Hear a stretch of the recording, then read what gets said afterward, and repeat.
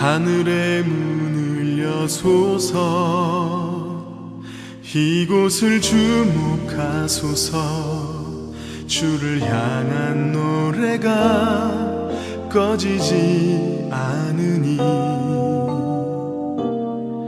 하늘을 열고 보소서 이곳에 임재하소서 주님을 기다립니다 기도의 향기가 하늘에 닿으니 주여 임재하여 주소서 이곳에 오셔서 이곳에 앉으소서 이곳에서 드리는 예배를 받으소서 주님의 이름이 주님의 이름만이 오직 주의 이름만 이곳에 있습니다.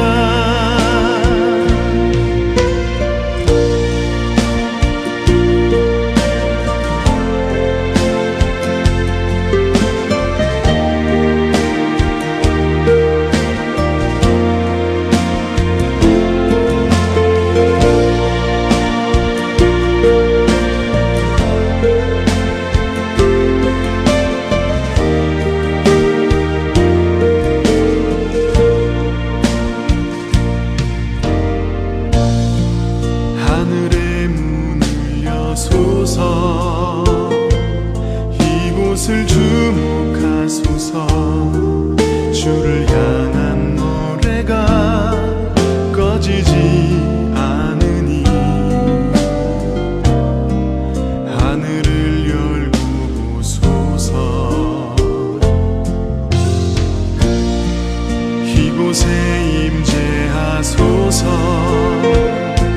주님을 기다립니다 기도의 향기가 하늘에 닿으니 주여 임재하여 주소서 이곳에 오셔서 이곳에 앉으소서 이곳에서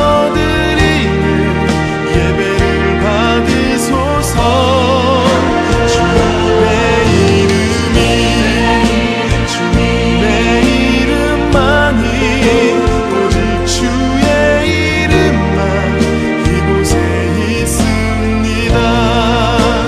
이곳에 오셔서 이곳에 앉으소서 이곳에서 드리는 예배를 받으소서 주님의 이름이 주님의 이름만이 오직 주의 이름만 이곳에 있습니다. 주님의 이름이 주님의 이름만이 오직 주의 이름만 이곳에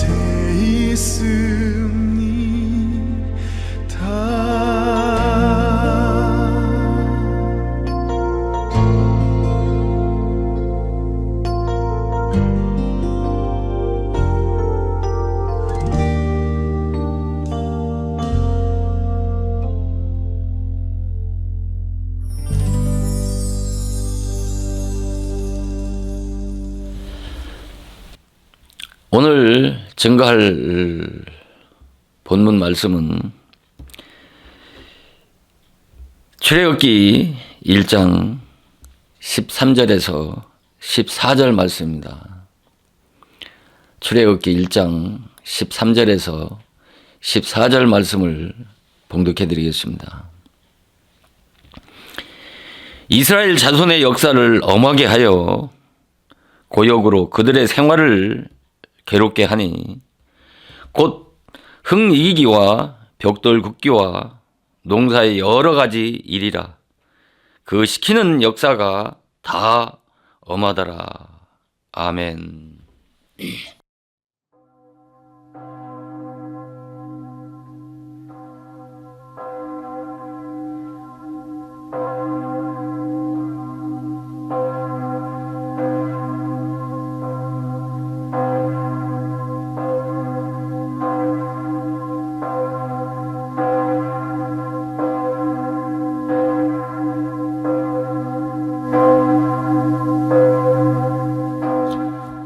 오늘 이 시간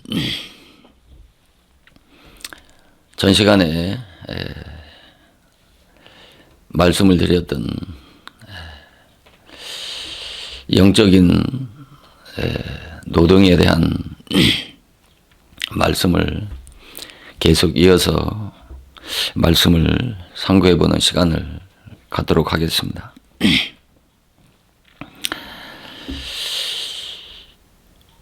우리가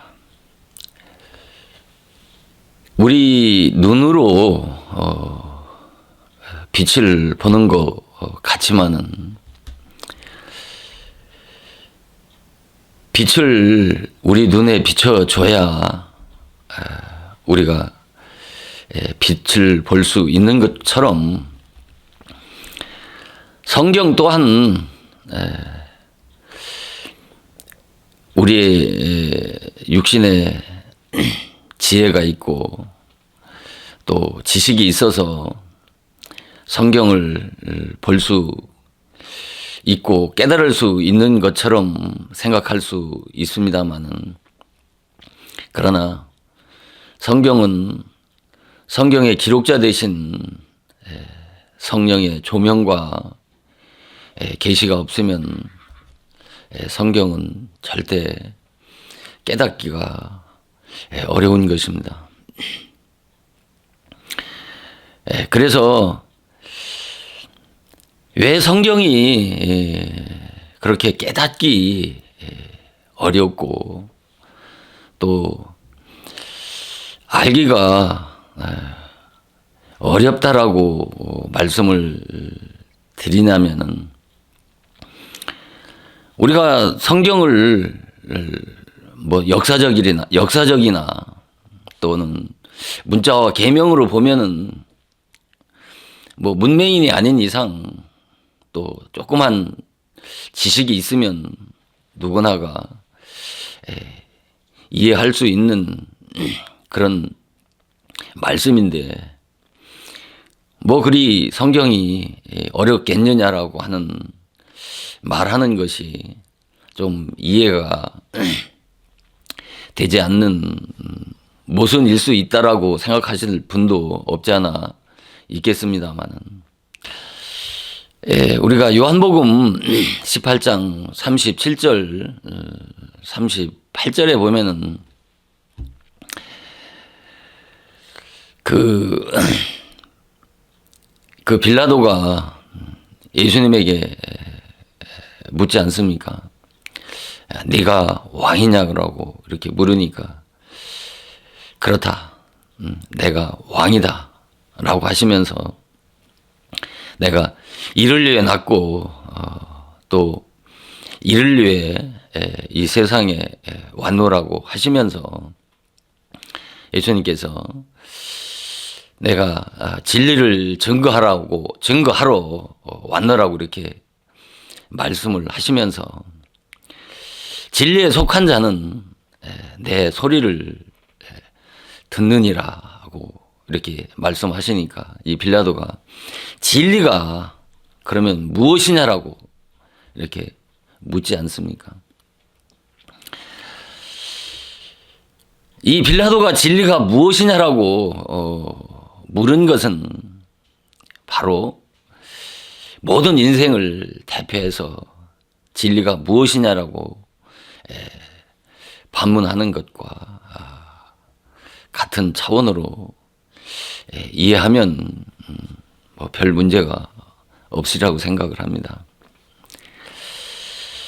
그러면 과연 진리가 뭐냐는 것이죠. 과연 진리가 무엇이냐라고 묻는다라고 하면은 명확하게 또 명쾌하게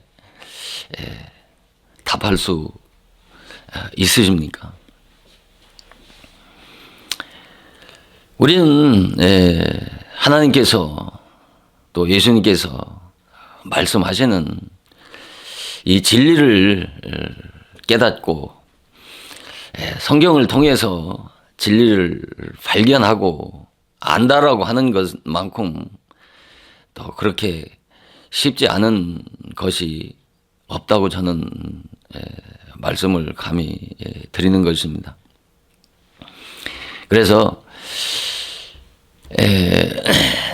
그 베드로 후서 1장 20절 21절에 말씀하신 것처럼 성경의 예언은 사사로이 풀 것이 아니라고 이렇게 말씀하시면서 언제든지 사람의 뜻에 의해서 난 것이 아니고 성령의 감동하심을 입은 그 하나님의 사람들이 받아서 말한 것이라고 이렇게 말씀을 하고 있습니다. 그러시면서 3장 16절에는 사도 바울은 3장 15절에 이렇게 말씀하시죠. 지혜를 받은 대로 썼다고 이렇게 말씀을 하십니다. 지혜를 받은 대로 썼다.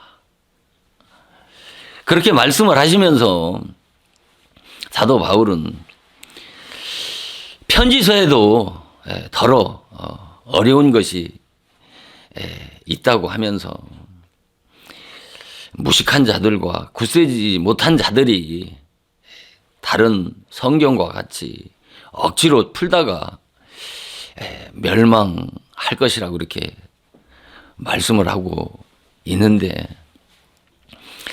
그러면 성경에서 말씀하는 예언은 무엇이냐는 것이죠.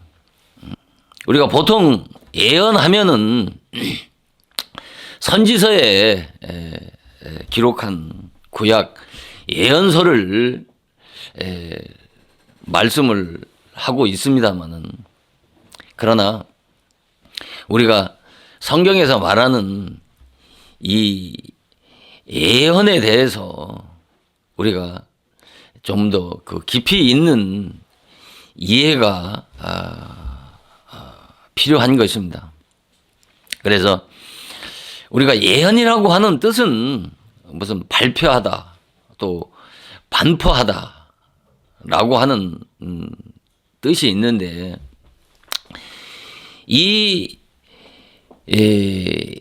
또 다른 그 원어적인 그 뜻은 뭐가 있느냐면은 성령의 감동하심을 입어서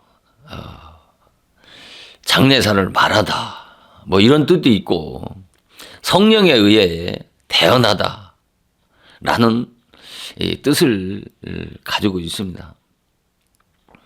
그래서 성경에서 말하는 그 예언이라고 하는 것이 그렇게 단순하게 이해할 수 있는 그런 차원의 말씀이 아닌 것입니다. 우리가 이 예언이라고 하는 예언이나 또 환상이나 또는 그 꿈이나 이런 말씀이 이 원어적으로 보면은 어근이 같은 뜻입니다. 이 어근은 그 의미와 뜻을 어떤 이루고 있는 그런 부분을 말씀하지 않습니까? 그러니까 사랑하다 라고 하는 그 동사를 보면 어근이 사랑이라고 하는 것이 어근이고, 하가 전미사고 다가 어미인 것입니다. 그래서 사랑하다라고 하면은 그 사랑하다라고 하는 동사의 어근이 사랑인데 그 의미와 뜻을 담고 있는 그 부분이 사랑이지 않습니까? 이처럼 이 환상이나 또 예언이나 또 꿈이나 이 계시라고 하는 뜻을 가지고 있는 이 단어의 어근이 같다라고 하는 의미는 어떤 단순하게 꿈이라고 하는 것은 뭐 우리가 밤에 꾸는 그런 꿈을 말씀하는 것이 아니고 또 예언이라고 하면은 단순히 구약의 예언서를 말씀한다든가 아니면 또 환상이라고 하는 것이 우리가 그 은사에서 받는 그런 환상 이런 뜻이 아니고 바로 예언은 내적이고 영적인 생명의 진리의 말씀인데 바로 하나님께서 성령의 그 감동에 의해서 계시해 주시는 진리의 생명의 말씀을 바로 예언이라고 이렇게 말씀을 하는 것입니다. 이 예언은 어떤 계시록이나 어떤 특정 어떤 한 부분을 예언이라고 말씀하는 것이 아니고 성경 전체를 예언이라고 그렇게 말씀을 하는 것입니다. 예언의 말씀 하면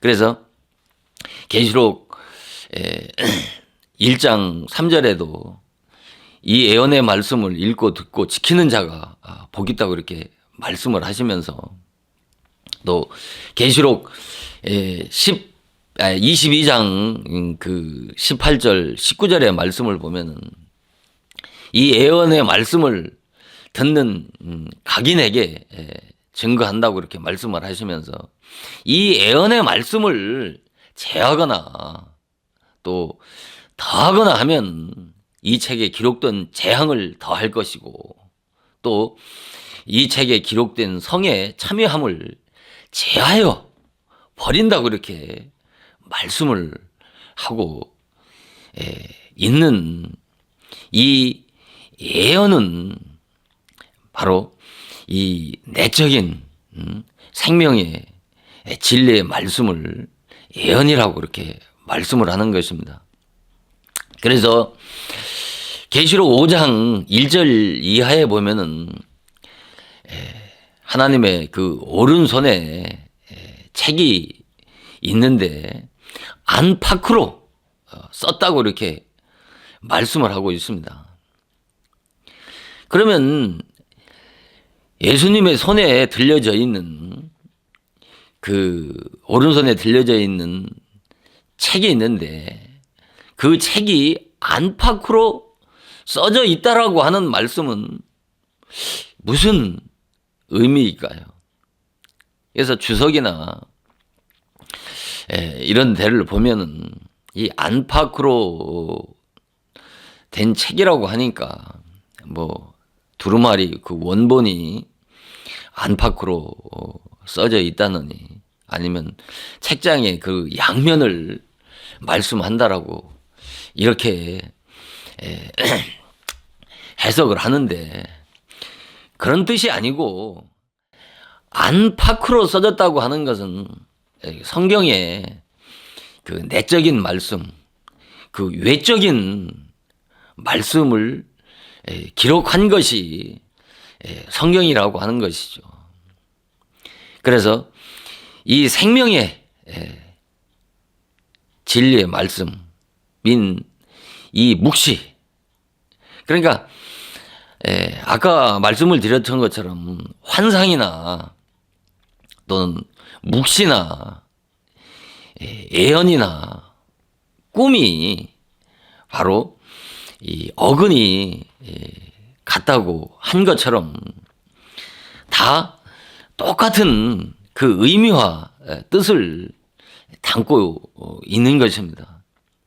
그래서 이 묵시라고 하는 것은, 예언이라고 하는 것은 바로 내적이고 영적인 말씀인데, 신령계에 심오한 그 진리에 보하는 자연계, 눈에 보이는 자연계의 사물을 들어서 비유와 수수께끼로 말씀을 하고 있는 것이 바로 묵시라는 말인 것입니다. 그러니까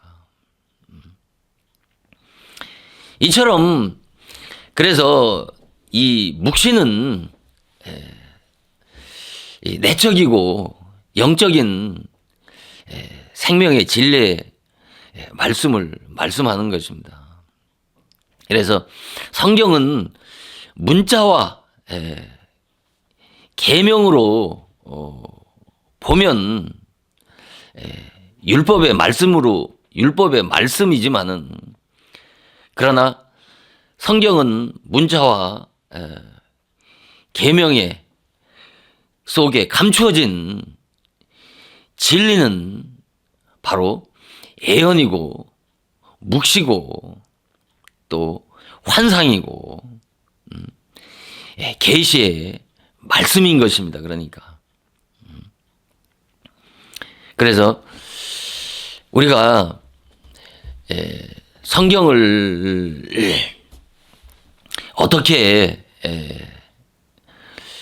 풀고 어떻게 해석하느냐 하는 것은 인간의 지혜 지식으로는 도저히 알 수 없도록 일곱 인으로 봉한 그 생명의 진리의 말씀은 성령의 조명과 계시가 없으면 결단코 한 말씀도 깨달을 수가 없다는 그런 말씀인 것이죠. 그러니까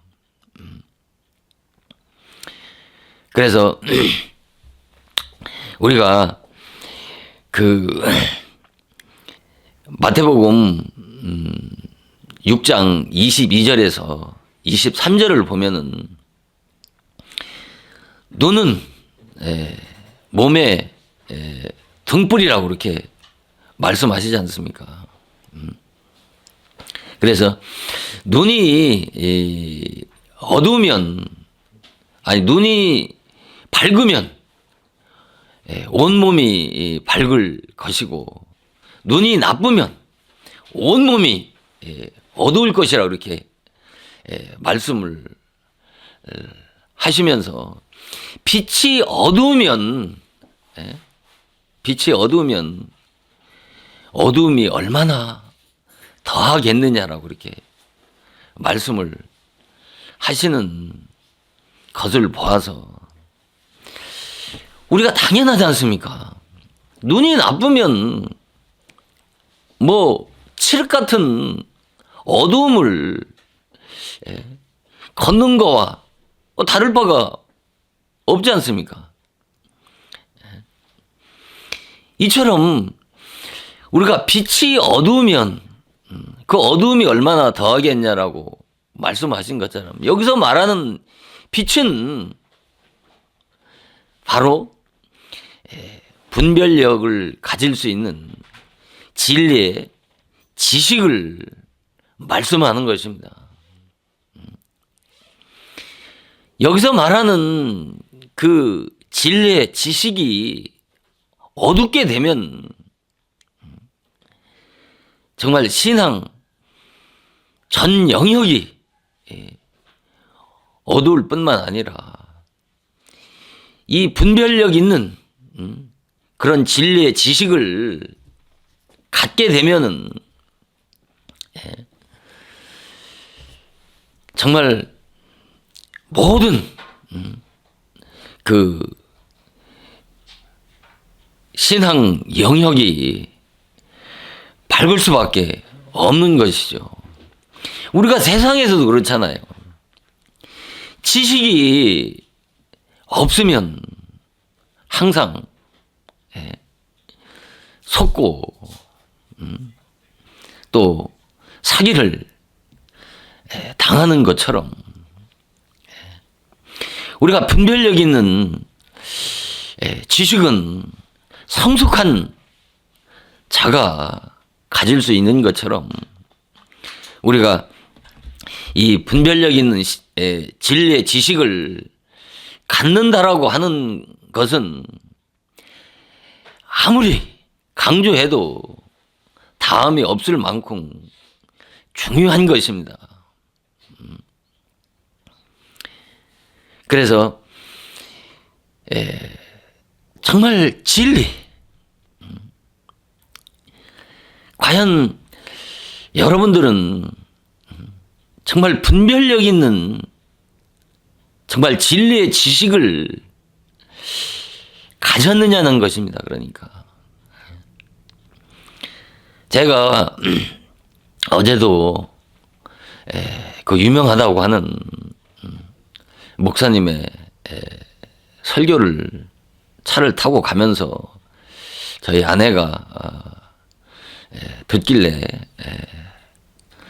그 들으면서 왔습니다만 그분은 진리를 안다고 그래도 하는 분이고 많은 사람들이 진리의 종이라고 따르는 분인데도 불구하고 그래도 조금 분별력을 가진 저의 입장으로서는 그 말씀을 전하는 것을 보면서 정말 답답함을 금할 수가 없었습니다. 분별력이 없는 사람은 그런 말씀을 들으면서 아무렇지 않게 은혜를 받겠지만은 그러나 분별력을 가지고 있는 사람의 입장에서 봤을 때는 너무나 왜곡된 부분들이 너무나도 많이 증거하는 것을 보고 많이 안타까운 그런 마음을 잠깐 가졌습니다만은 우리가 이 분별력 있는 이 진리의 지식을 갖는다고 하는 것만큼 그렇게 쉽지 않은 것이고 또 그런 분별력 있는 지식을 갖는다고 하는 것이 얼마나 복된 것인가를 깨달아야 되는 것입니다. 그래서 그 이사야 28장 그 18절에 보면 이사야는 뭐라고 말씀하고 있느냐면은 생소한 입술과 다른 방언으로 이 백성에게 말씀한다고 그렇게 말씀하고 있는데 생소한 입술이라고 하는 것이 뭡니까? 왜 생소한 입술을 통해서 다른 방언으로 말씀을 하신다고 그렇게 말씀을 하고 있을까요? 이 생소한 입술이라고 하는 것은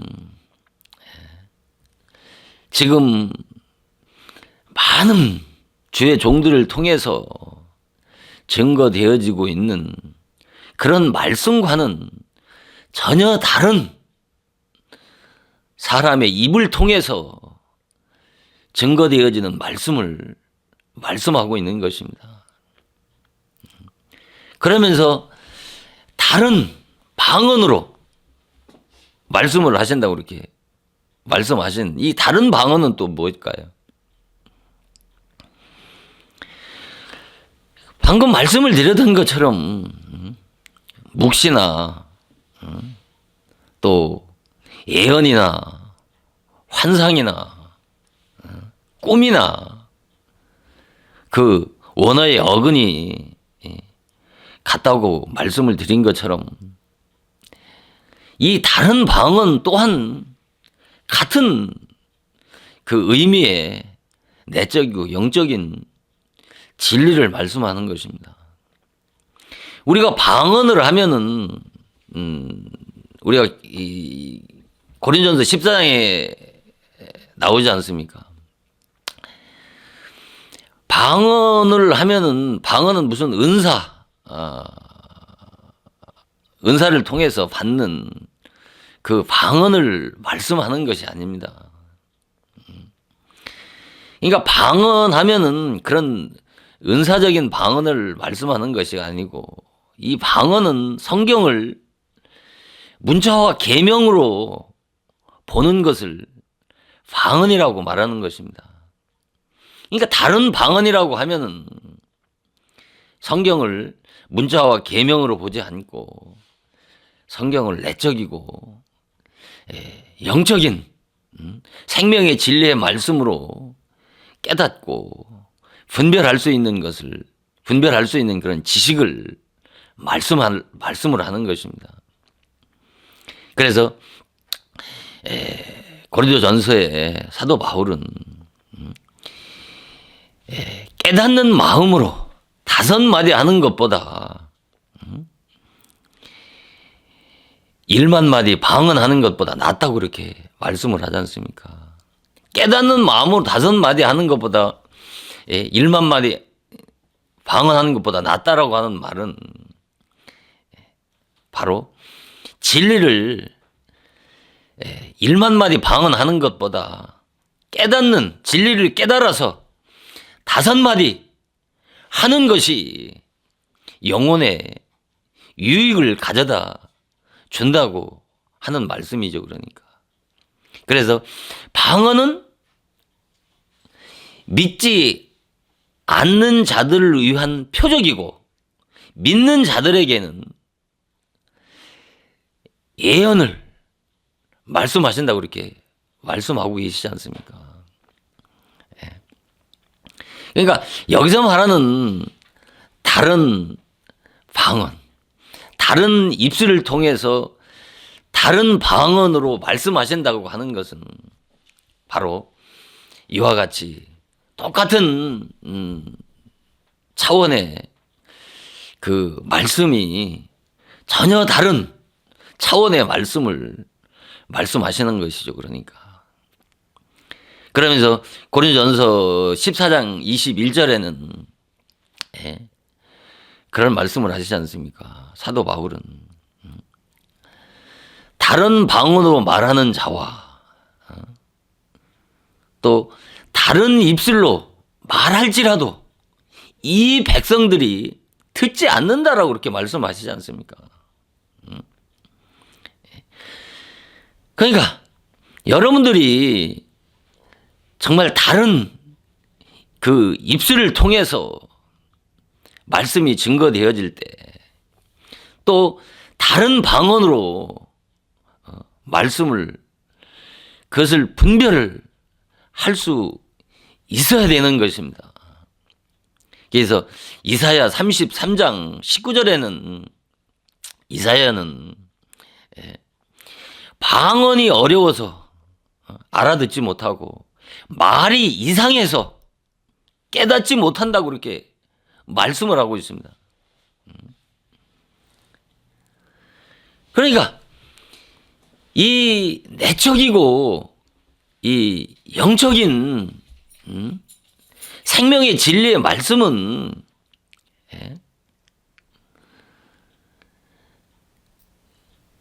말이 이상하고 또 방언이 어려워서 깨달을 수가 없다는 말씀이죠. 그러니까 신앙이 어리고 미성숙한 자들은 생명의 진리의 말씀을 전하면 다른 방언이라고 다른 말씀이라고 어렵다라고 얘기하면서 그 말이 이상하다는 것이죠. 그러니까 지금까지 많은 종들을 통해서 들은 그런 말씀과 그 차원이 전혀 다르기 때문에 이 같은 말씀을 하고 있는 것입니다. 그러니까. 그래서 성경의 생명의 진리의 말씀은 거듭나지 않은 그런 육신에 속한 자들에게는 성경은 열린 책이 아니고 닫힌 책이 되어질 수밖에 없는 이유가 바로 이 때문인 것입니다. 그래서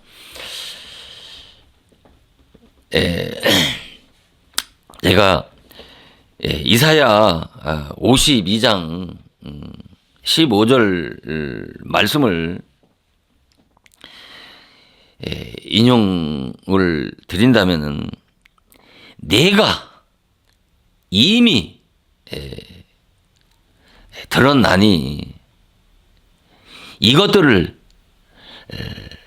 다 보라고 이렇게 말씀을 하십니다. 내가 이미 들었으니 다 이것을 보라고 말씀을 하십니다. 그러면서 너희가 이것을 선전치 아니하겠느냐라고 말씀을 하십니다. 그러니까 다 보고 깨달았으면 반드시 그 진리를 자랑하지 않겠느냐라고 반문하시는 것입니다. 그러니까 이 말씀 이사야서는 너희가 이미 듣고 다 보았다라고 하는 것이 정말 방금 말씀을 드린 것처럼 내적이고 영적인 이 생명의 진리의 말씀인 바로 예언의 말씀이 아니라고 하시는 것이죠.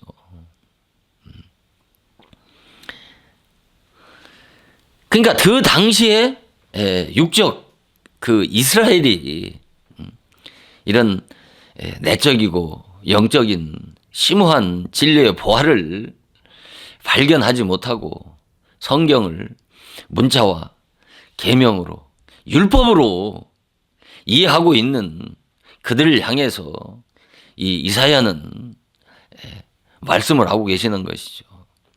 이 시대도 동일한 것입니다. 지금까지. 그래서 이사야는 그 이후에 뭐라고 말씀하시냐면 이제부터 새일 곧 내가 알지 못하는 은밀한 일을 내게 보이리니 이 일들은 이제 창조된 것이 아니고 애적 일이라고 이렇게 말씀을 합니다. 이제부터 새일 내가 알지 못하는 은밀한 일을 다시 보여주시겠다고 그렇게 말씀하시는 거예요. 그러니까 그 당시에 이 이스라엘의 입장에서 보면은 그 새 일이라고 하는 것이 신약의 진리의 복음을 말씀을 하시는 것입니다. 또 지금 이 시대도 마찬가지예요. 오늘날 많은 그리스도인들이 알고 있는 그런 차원의 수준을 말씀하는 것이 아니고 그 이상의 그 다른 차원의 생명의 진리의 복음을 말씀하시는 것이죠. 이 새일이라고 하는 것은 구약의 입장에서 보면 이 새일은 신약 시대에 이루어지고 성취될 일이지만서도 동일하게 또 이 신약 시대에도 동일하게 그리스도인들에게 적용되어져야 하는 바로 동일한 말씀인 것입니다. 그러면서 그 다음 구절에 뭐라고 말씀하냐면 오늘 이전에는 듣지 못했다고 그러는 거예요. 오늘 이전에는 듣지 못했다. 그러니까 너희가 지금까지 들은 말씀과는 전혀 다른 차원을 말씀한다라고 그렇게 말씀하는 것이죠. 그러니까 그러시면서 그렇지 않았다면 너희가 말하기를 내가 이미 알았노라고 하였으리라고 이렇게 말씀합니다. 그러니까 이 한 구절이 이 이사야 52장 이 15절이라고 하는 이 한 구절이 하도 이 종말론에 특히 예언서나 계시록을 증거하는 죄종들이 많이 증거한 말씀입니다. 특별히 기독교 이단이라고 하는 그런 교단에서 많이 인용하는 말씀입니다. 이단인 뿐만 아니라 그 누구든지 다 이 말씀을 인용한단 말입니다. 내 교단에서 내가 증거하는 말씀이 다 이런 차원을 정통 기독교에서 증거하지 않는 이 별다른 차원의 진리의 말씀을 다 증거한다라고 동일하게 다 인용을 하는 것입니다. 누구나가 다 강단에서 자기가 전하는 말씀이 생명의 진리의 말씀이고 영혼을 살리는 생명의 진리라고 말씀을 하지. 그 누가 생명을 죽이는 영혼을 죽이는 율법의 말씀을 전한다고 하는 목사는 단 한 사람도 없을 것입니다. 그렇다면 이 이사야 52장 15절에서 말씀하는 것처럼 내가 이미 들었으니 이것을 다 보라. 너희가 선전치 아니하겠느냐. 정말 내적이고 이 영적인 그 진리의 지식을 분별하고 깨달았다라고 하면은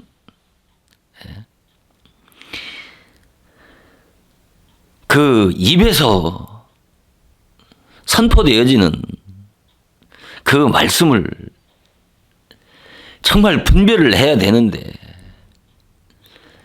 정말 분별하기가 그렇게 쉽지 않은 것이라고 하는 것이죠.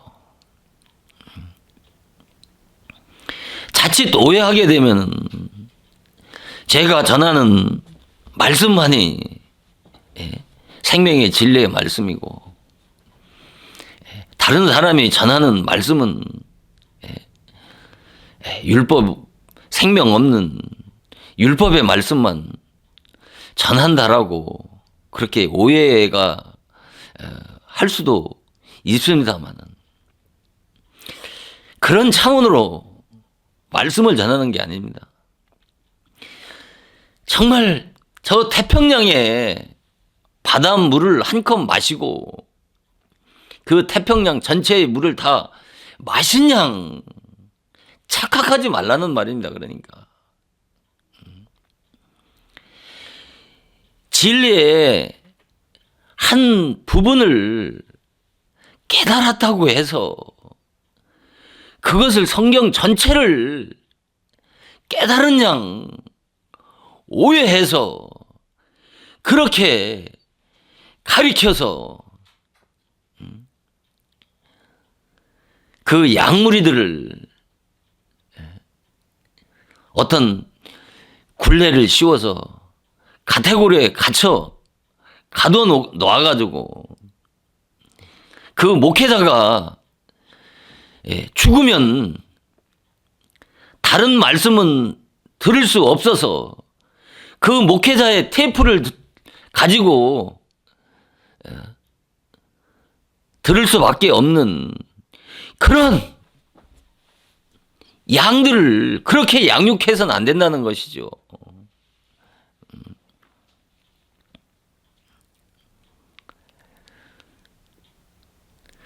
성경은 무궁무진한 것입니다.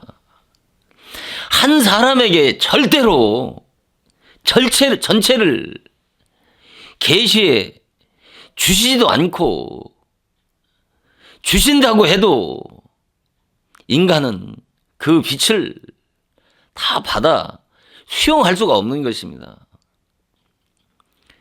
받아 수용하게 되면 인간은 죽을 수밖에 없는 것입니다. 사도 바울과 같은 그 위대한 영계의 거성도 로마서 11장 33절에 그러지 않습니까? 깊도다 하나님의 지혜의 지식이요 그의 판단은 측량치 못한 그의 키를 찾지 못한다고 그러지 않습니까? 그런 위대한 종도 이런 고백을 할진데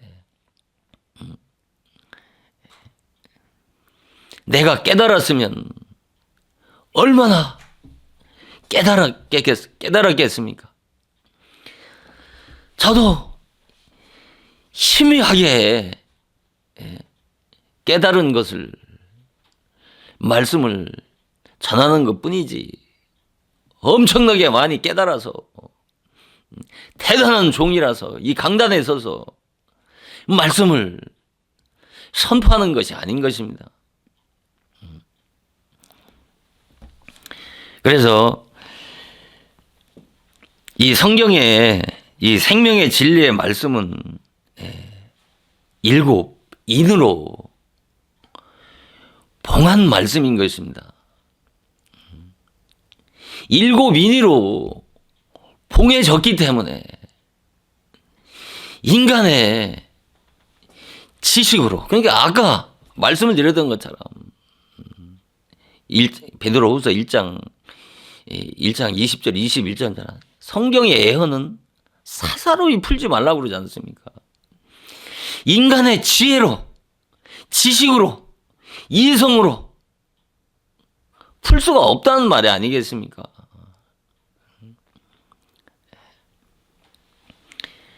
그래서 이 영적인 이 지도자는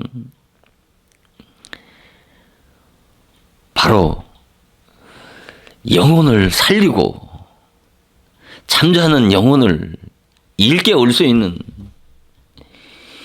이 입술에서 진리가 선포가 되어야 되는 것입니다.